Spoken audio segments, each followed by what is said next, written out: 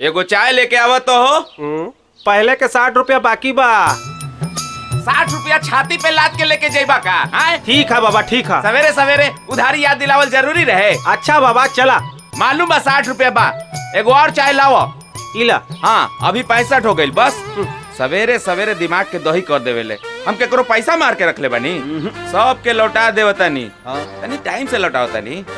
का हो सुनली चंदनवा पाड़े गईले? चंद्रमा पांडे निपट गईले। कैसे? कैसे?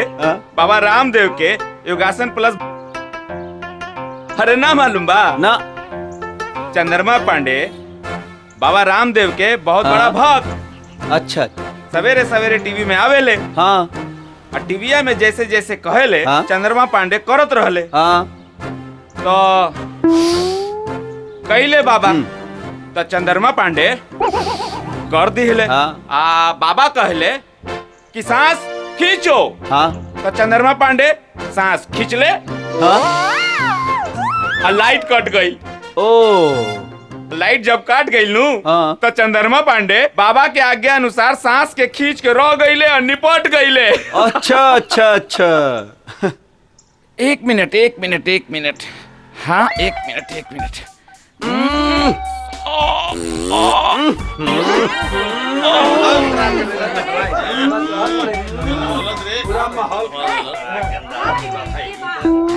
पंखा का डुलावता ये हमार रोज के खेला बा। ए हो डॉक्टर, इनके बीमारी के इलाज नहीं के का हो? जब तक ही छोड़िए ना इनकर सकून ना आई। छोड़ू है हम हैं? का कहले हरे? छोड़ू है? दोबारा छोड़ी हम, दोबारा छोड़ी भूचाल आ जाई। हैं?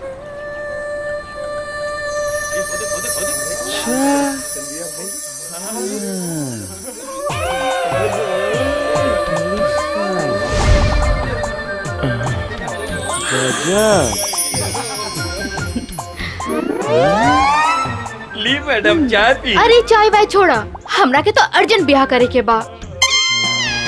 हमरा के तो दबंग गबरू भोजपुरिया मर्द से ब्याह करे के बा। केहू बा का? एकरा के विजय भगना से मिलवा देवतानी। हाँ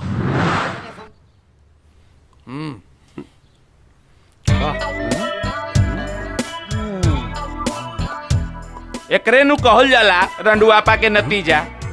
जौना घर में मेहरारू ना होखेली उ घर के यह न दशा होखेला।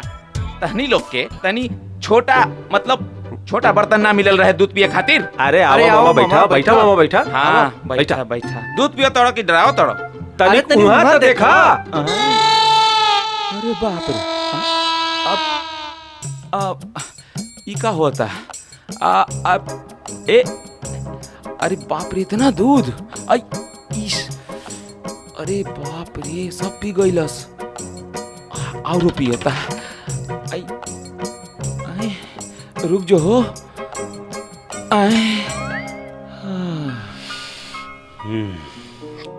का बात बा मामा? आज यहाँ के रास्ता कैसे भुला गईला? रास्ता नहीं खे भुलाइल, तहनी के रास्ता पे लावे के बा।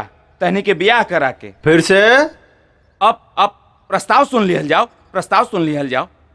एगो सुंदर सुशील संस्कारी लड़की के फटाफट शादी करे खातिर एगो दूल्हा चाहत रहे। तो हम ओकरा के ना फटाफट कहनी कि हमरा भांजा से मिल लो। अब फटाफट लेके आइल बनी मैडम। हाँ OMG। हाँ सच्चो जैसन हम सोचले रानी बिल्कुल वैसन बाड़ा तू। ए हमरा से ब्याह करबा का? अब अच्छा बाड़ी ना?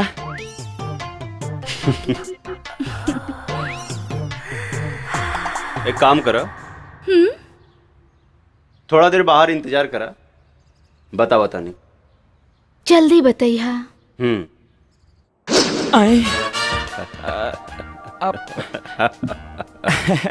मामा बड़ी दूर से आइलो बा। हाँ काफी दूर से। थक भी गईलो बा।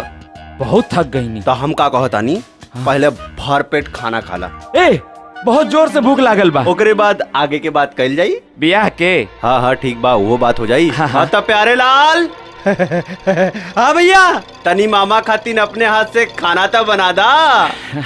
बना देता नहीं। अब मामा भी खाइए। खाना ए मामा हवा पी के रहलन, खाना ना खाइलन का? ढेर भचर भचर मत कर, बहुत जोर से भूख लागल बा। हाँ। अब मामा भी खाइए खाना।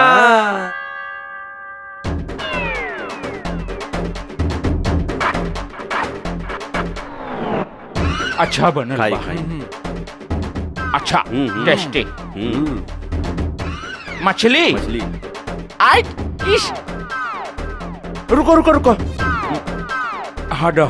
हाँ। आह,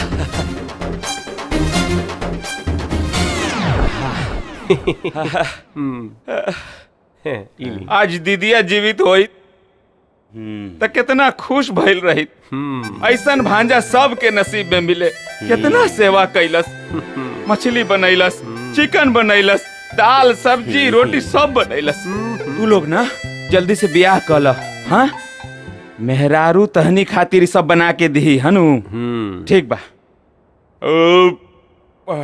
आज तो मजा आ गई, मतलब दम तृप्त हो गई नी। हाँ। बस एक एक चीज के कमी रह गई। का चीज के? मीठा पान हो जाइत नु त मजा आ गई रही। अच्छा अच्छा मीठा पान खाई। दीपक तो दरवाजा बंद करता। अरे पनवा खाए खातिर दरवाजा काहे बंद करल जा? हाँ हाँ दरवाजा बंद कई के पान खियावल जाला। हाँ। अरे अरे मामा हम तीनों भाई के बीच में लड़की डाल के फूट डालना चाहता रे। गलती हो गई भांजा। हाँ? गलती हो गई। सकनी अच्छा? की आत्मा अंदर आ गई होई। पहले भांजा के प्यार। अरे बाप रे! अरे बाप रे, भाग न तो खिला के मारी। लौकत नहीं खे का? लागत आज नया केस बा। भैया ऐसा ही धुलाई करत रहबो तो हम ना हमर बापो हाई कोर्ट से ना छोड़ा सकी है। आज के बाद अगर ये घर में केहू शादी के रिश्ता लेके आयल ना तो इससे भी बुरा अंजाम हुई। आज हमनी के वचन लेता नहीं जा कि हनुमान जी के भक्त बन के रहल जाई, आजीवन बाल ब्रह्मचार्य में जीवन गुजारल जाई। कसम खा। कसम बा।